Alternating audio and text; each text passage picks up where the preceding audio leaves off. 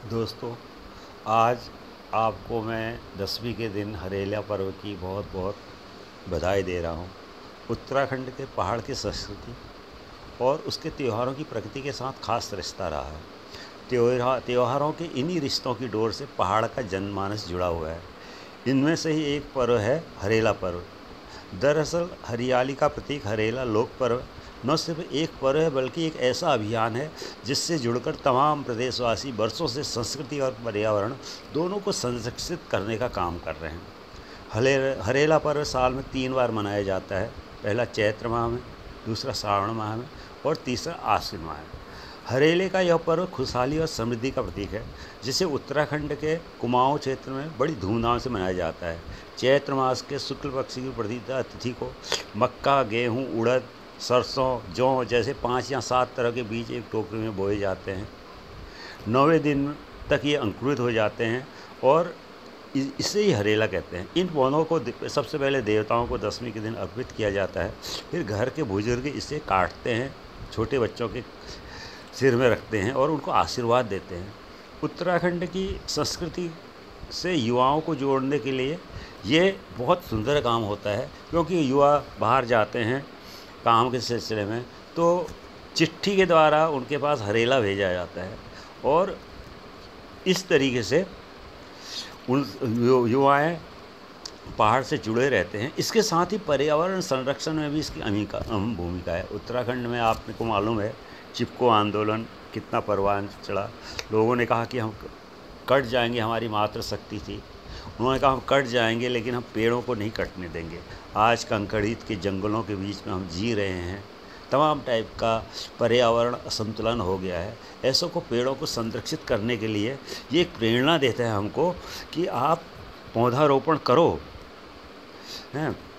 अब हरेला कैसे लगता है वो बताता हूँ। 10वीं के दिन वो हरेला काट कर घर की बुजुर्ग महिला सभी सदस्यों को हरेला लगाती है।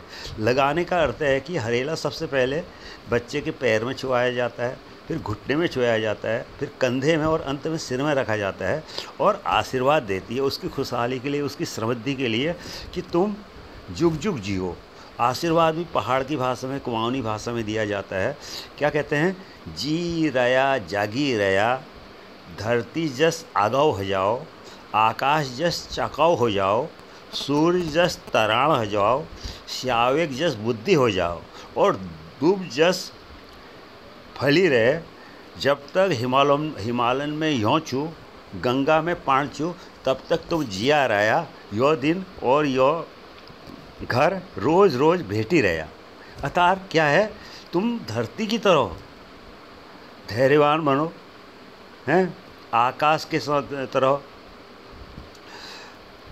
उज्जवल बन जाओ और सूर्य के समान चमको। लोमड़ी की तरह तुम्हारी बुद्धि हो, दुर्वा के तृणों के समान तुम पनपो। इतने दीर्घायु हो कि हिमालय में जब तक बर्फ़ है और गंगा जी में तब तक पानी है, तब तक तुम दीर्घायु रहो और तुम्हारा जस रोज़ रोज़ बढ़ता रहे और ये ऐसे हमसे तुम भेंट करते रहो। इसके बाद परिवार के सभी लोग बैठकर पकवानों का आनंद लेते हैं। घर में उड़द की दाल, बड़े, पुए, खीर इत्यादि बनाई जाती है।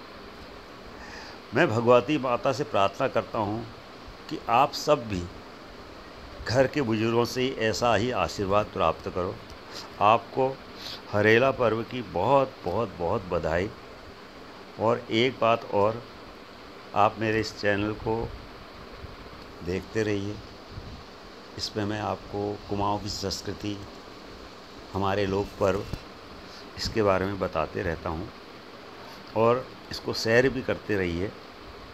इन्हीं शब्दों के साथ एक बार पुनः अपने सभी इष्ट मित्रों, सभी सुनने वालों को, सभी जानने वालों को और जो जो इस चैनल को देख रहे हैं, शेयर कर रहे हैं, उन सबको मैं कुमाऊं के इस लोकप्रिय हरेला पर्व की दिल से शुभकामना देता हूं कि आप भी खूब समृद्ध होएं, स्वस्थ होएं और कम से कम एक बार अपने घर के आंगन में एक पेड़ लगाएं, जिससे हमारा पर्यावरण सुरक्षित रहे, हमको अच्छी ऑक्सीजन मिले और हो सके जब आप सफ़र में जाते हैं कहीं पर बस में, ट्रेन में, तो आप कुछ बीज जैसे आम की गुठलियाँ हैं, जो भी आपका लोकल फल है, उसके बीजों को फेंकें ना, उनको बस से नीचे गिरा दें, इन ताकि वो उगे सड़क के किनारे। इन्हीं शब्दों के साथ मैं आपसे विदा लेता हूँ और पुनः आपसे रिक्वेस्ट करता हूँ कि मेरे चैनल को सब्सक्राइब करते रहिए। आपका धन्यवाद, आपका आभार।